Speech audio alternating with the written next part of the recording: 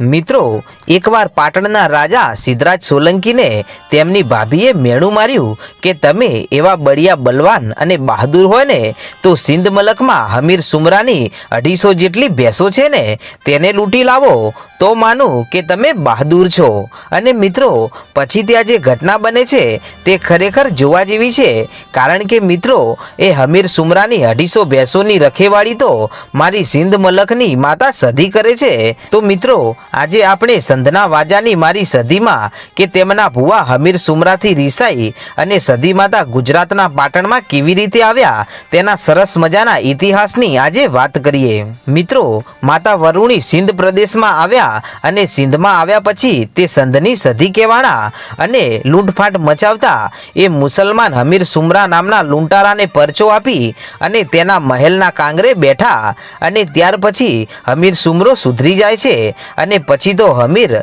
અને તેની પત્ની કકુ બંને સદીમાની ભાવે ભક્તિ કરવા લાગ્યા અને સદીમાએ હમીરને વચન આપ્યું હતું કે આ લૂંટફાટ અને અધર્મના માર્ગ ઉપર જે દિવસે તું ચાલશે ને એ દિવસે હું તારી સાથે નહીં રહું। અને આવી શરત રાખી અને હમીરના મહેલમાં માતાજી સદી આવે છે અને હવે તો હમીર માતાજીનો ભૂવો બન્યો છે અને દીન દુખિયાના દુઃખ અને પીડાઓ મટાડવા એક ગામથી બીજા ગામ જવા લાગ્યો છે અને જેના પણ ઘરે દુઃખ મટાડે તો એના મહેનતાણા રૂપી હમીર એક ભેંસ લેતો અને આમ કરતા કરતા આજે 250 જેટલી ભેંસો હમીર અને કકુને થઈ ગઈ છે। અને હમીર પહેલા તો લૂંટારો હતો પણ હવે તો નિરાતે મહેલમાં સૂઈ રહે છે અને હમીરની 250 ભેંસોની રખેવાળી સાક્ષાત માતા સધી કરે છે। અને મિત્રો, એવા જ ટાણે ગુજરાતનું પાટણનું રજવાડું ખૂબ જ મોટું અને પ્રસિદ્ધ હતું, કારણ કે આ પાટણના રાજા સિદ્ધરાજ સોલંકી હતા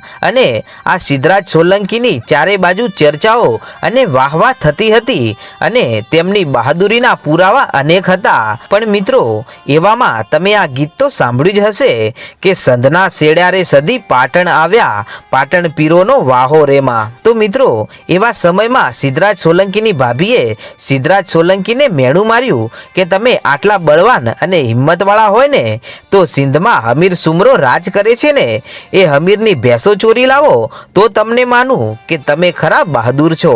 અને મિત્રો, ત્યારે આ સિદ્ધરાજ સોલંકીથી આ મેણું સહન થયું નહીં, કેમ કે એક સાચા સુરવીરથી આવું મેણું ક્યારેય સહન ન થાય। એટલે એ જ દિવસે સિદ્ધરાજ સોલંકીએ મનમાં વિચારી લીધું અને પોતાનું સૈન્ય લઈ અને સિંધ તરફ ચાલી નીકળ્યા। અને ચાલતા ચાલતા રસ્તામાં સિદ્ધરાજ સોલંકીને તેમના એક પરમ એવા મિત્ર મળે છે અને તેમને સિદ્ધરાજ સોલંકી આ બધી વાત કરે છે કે મારે સિંધ પ્રદેશમાં જવું છે અને સુમરાની ભેંસો લૂંટવી છે।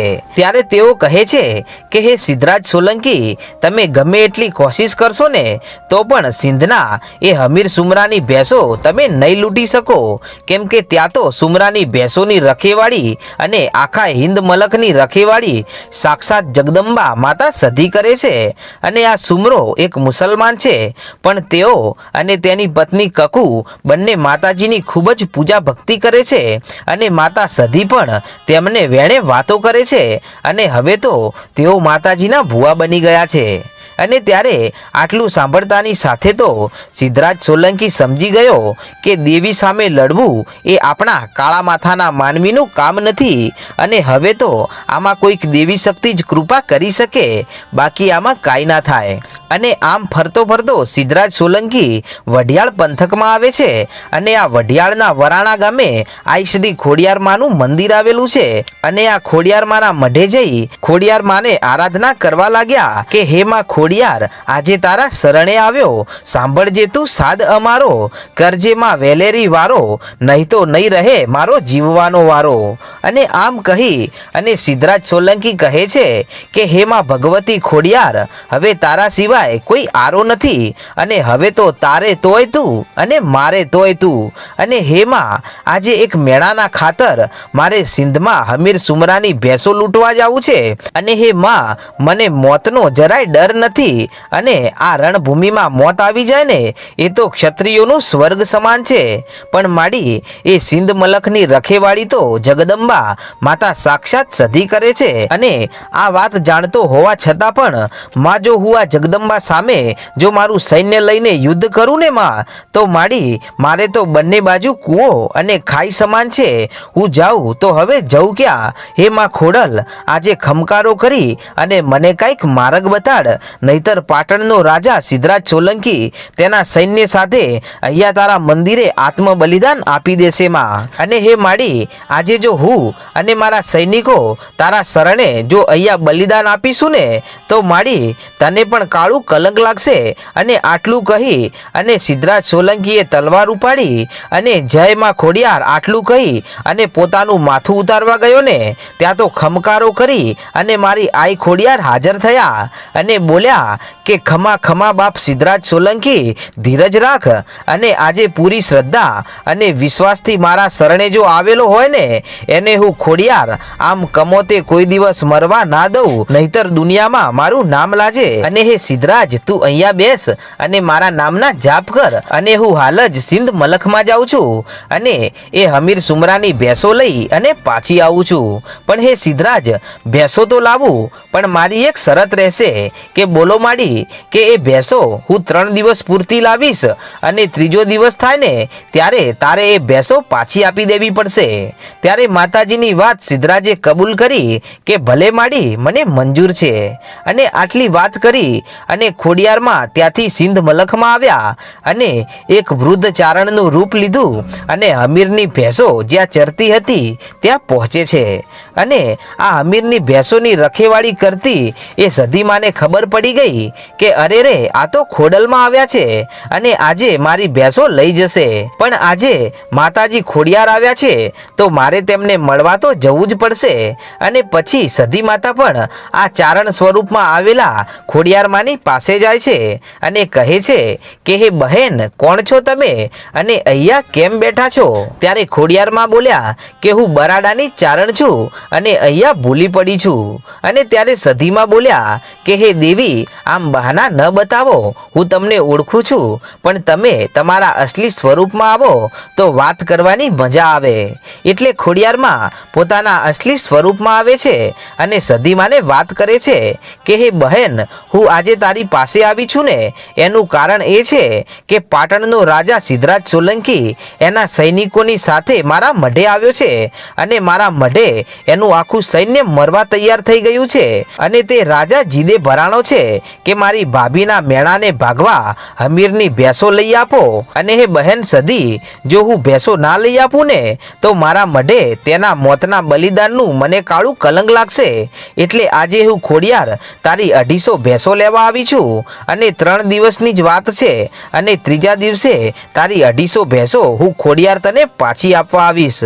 અને ત્યારે સધીમાં બોલ્યા કે હે ખોડિયાર, તમે આ 250 ભેંસોને લઈ જાશો ને તો હમીર અને કકુ મને મેણા મારશે તો હું શું કરીશ? અને એટલે ખોડિયારમાં બોલ્યા કે દેવી, તમે 2 દિવસ મેણા ખાઈ લેજો, પણ જો મારા મઢે સિદ્ધરાજ સોલંકી અને તેના 125 સૈનિકો જો મરશે ને તો મારે તો ભવો ભવનું મેણું રહી જશે અને મારા મઢે કોઈ નહીં આવે. તો હવે હે મારી બહેન, તું આમ મારી આટલી લાજ રાખ. અને ત્યારે સધીમાએ 3 દિવસ માટે ખોડિયારમાંને 250 ભેંસો આપી દીધી અને ખોડિયારમાંને વિદાય આપી. અને પછી સિંધ મલખમાંથી 250 ભેંસો લઈ અને ખોડિયારમાં વરાણા આવ્યા અને સિદ્ધરાજ રાજાની પાસે આવીને કહે છે કે હે રાજન, મૂંઝાય છે શું? આમ જોતો ખરા, હમીર સુમરાની 250 ભેંસો લઈ અને હું ખોડિયાર આવી છું. અને ત્યારે આ ભેંસોના ધનને જોઈ અને સિદ્ધરાજ સોલંકી ખૂબ જ ખુશ થઈ ગયા અને આ ભેંસોને સિદ્ધરાજ સોલંકીને સોંપી અને ખોડલમાં કહે છે કે હે સિદ્ધરાજ, આ સુમરાની ભેંસોને લઈ અને તું પાટણ જા અને તારી ભાભીનું મેણું ભાગો. પણ મારો બોલ યાદ રાખજે રાજન કે 3 દિવસ પછી આ ભેંસો સધીમાને પાછી આપવી પડશે. અને આમ આટલી વાત કરી અને સિદ્ધરાજ સોલંકી 250 ભેંસોને લઈ અને પાટણના માર્ગે પડ્યા. અને આ બાજુ સિંધ મલખમાં સાંજ પડી ગઈ પણ હમીર સુમરાના ઘરે ભેંસો ના આવી. એટલે હમીર અને કકુ આંખોના નેજવા કરી અને જુએ છે અને આમ કરતા કરતા રાત પડી ગઈ પણ એકે ભેંસ આજે ઘરે આવી નહીં. એટલે હમીર અને કકુ સધીમાના મઢે આવ્યા અને માતાજીનો પાટ માંડ્યો પણ માતાજી પાટે આવતા નથી. એટલે હમીર અને કકુ માતાજીને મેણા મારવા લાગ્યા કે હે માં સધી, તારા સિંધ મલખમાં ચોરી થઈ અને તું ક્યાં મરી ગઈ છે કે પછી આજે આંખે આંધળી બની ગઈ છો? પણ તો પણ સધીમાએ કોઈ જવાબ આપ્યો નહીં. એટલે કકુ બોલ્યા કે હમીર, આપણે આ સધીમાને પૂજીને એના કરતાં તો કોઈ કૂતરી પૂજી હોત ને તો સારું હતું કે ચોરને ભેંસો ચોરી જતા જોઈ અને ભસોત તો ખરા, અને ભસીને આપણને જાણતો કરોત અને આપણા ઘરની રખેવાળી પણ કરોત. અને આમ જ્યારે કકુએ સધીમાને આવા મેણા માર્યા ને ત્યાં તો સધીમાંથી આવા મેણા ખમાણા નહીં અને હાકોટો કરી અને સધીમાં બોલ્યા કે હે કકુ, મને સધીને મેણા ના બોલ, હું તો ભર નીંદરમાં હતી અને એ ભેંસોની ચોરી થઈ ગઈ એની મને કાંઈ ખબર જ નથી. પણ હવે હું આજ ઘડીએ તારી ભેંસોને શોધવા માટે જાઉં છું અને ગમે ત્યાંથી તારી ભેંસોને શોધી અને પાછી તને લાવીને સોંપી દઈશ. અને આમ કહી અને સધીમાં ભેંસો લેવા વઢિયારના માર્ગે પડ્યા. અને હમીર અને કકુનું મેણું સાંભળી અને સધીમાં વઢિયારના વરાણાના ખોડિયારમાંના મંદિરે આવ્યા અને ખોડિયારમાંને ટહુકો કરતા કહ્યું કે હે બહેન ખોડિયાર, આજે હું સધી મારી ભેંસો લેવા માટે પાટણના રજવાડામાં જાઉં છું. ત્યારે સધીમાનો અવાજ સાંભળી અને ખોડિયારમાં આવી અને હાજર થાય છે કે હું પણ તારી સાથે આવું છું. અને ત્યારે સધીમાં કહે છે કે ના ના, હું એકલી પહોંચી વળીશ. અને આમ ખોડિયારમાંની રજા લઈ અને આટલું કહી અને માં સધી વરાણાથી નીકળ્યા અને પાટણના રજવાડાનો માર્ગ લીધો અને બરાબર રાતના 12ના ટકોરે સધીમાં પાટણના દરવાજે ઉતર્યા. પણ ત્યારે મિત્રો, સિદ્ધરાજ રાજા પણ કાંઈ જેવો તેવો રાજા ન હતો. તેને પણ ખબર હતી કે સંધના વાજાની સધી એની ભેંસો લેવા તો જરૂર આવશે. એટલે સિદ્ધરાજ સોલંકીએ પાટણના દરવાજા ઉપર પીરોની પીરાઈ ગોઠવી દીધી અને ત્યાં પીરો પહેરો ભરવા લાગ્યા, કેમ કે સધીમાં પાટણના દરવાજે આવે તો રજવાડામાં આવી ના શકે એ માટે. અને જ્યારે રાતના 12 વાગ્યે સધીમાં પાટણ આવ્યા અને પાટણના દરવાજે ઉતર્યા ને ત્યારે તેમને પીરોએ રોક્યા અને કહ્યું કે હે બહેન, તમે ક્યાં જાઓ છો? અને આ દરવાજા ઉપર અમારી ચોકી છે અને પાટણની અંદર અમે તમને નહીં જવા દઈએ. એટલે સધીમાં બોલ્યા કે હે પીરો, હું સિંધ મલખની માતા સધી છું અને તમારા મહારાજનું મેણું ભાગવા મેં મારા હમીરની 250 ભેંસો આપી હતી અને એ પણ 3 દિવસ માટે. તો હવે હું એ મારી ભેંસોને લેવા આવી છું અને મારી એ ભેંસોને લીધા વગર હું પાછી જવાની નથી. ત્યારે સધીમાનો આટલો બોલ સાંભળી અને પાટણના પીરો સમજી ગયા કે સધીમાં ભેંસો લીધા વગર તો જવાના નથી. એટલે સધીમાને રોકવા માટે પીરોએ યુક્તિ કરી અને કહે છે કે તમારે આ પાટણના રજવાડામાં જવું હોય ને તો તમે તમારું સત બતાવો અને અમે પીરો તમને જે કહીએ ને એ તમે કરી બતાવો તો અમે પાટણના દરવાજાની અંદર તમને જવા દઈશું, બાકી તો નહીં જવા દઈએ. એટલે સધીમાં બોલ્યા કે તમારે કેવા પારખા લેવા છે મારે? એટલે આ પાટણના પીર બોલ્યા કે અમે તમને એક સૂતરનો દોરો આપીએ અને તમે એ સૂતરના દોરાને 2 ઝાડ સાથે બાંધી અને એ દોરા ઉપર હિંચકા ઝૂલો ને તો તમારું સત સાબિત થાય અને તમે એ હિંચકા નહીં ઝૂલો ને તો પાટણમાં અમે તમને નહીં જવા દઈએ. એટલે આટલું સાંભળી અને સધીમાં કહે છે કે હે પીરો, તો લાવો તમારો સૂતરનો દોરો. અને ત્યારે પીરોના મનમાં એમ હતું કે આ સધી આવું નહીં કરી શકે. પણ ત્યાં તો સધી બોલી કે હે પીરો, હું સિંધમાંથી આવું છું અને આજે જો ગુજરાતમાં પરચો બતાવીને ના જઉં ને એ તો મારા અવતારને ખોટ પડે બાપ. અને આમ સધીમાએ પીરો પાસેથી સૂતરનો દોરો લઈ અને 2 ઝાડના થડે બાંધી અને સધીમાં હિંચકો ઝૂલવા લાગ્યા અને હિંચકો એવો ઝૂલાવ્યો કે માતાજી ઠેઠ આકાશમાં ઊંચે ઊંચે ઉડવા લાગ્યા. અને ત્યારે આ દ્રશ્ય જોઈ અને પીરોના પણ ડોળા ફાટી ગયા. પણ ત્યાં તો હિંચકા ખાતી ખાતી મારી સિંધ મલખની સધી બોલી કે હે પીરો, આજે તમારા પાટણમાં જેટલા પણ પીરો હોય ને એટલા પીરોની પીરાઈ મૂકો અને આજે જો બધા પીરોને કૂદી અને જો પાટણમાં ના ઉતરું ને એ તો હું 12 ભવનની બારવટી સધી ના કહેવાઉં બાપ.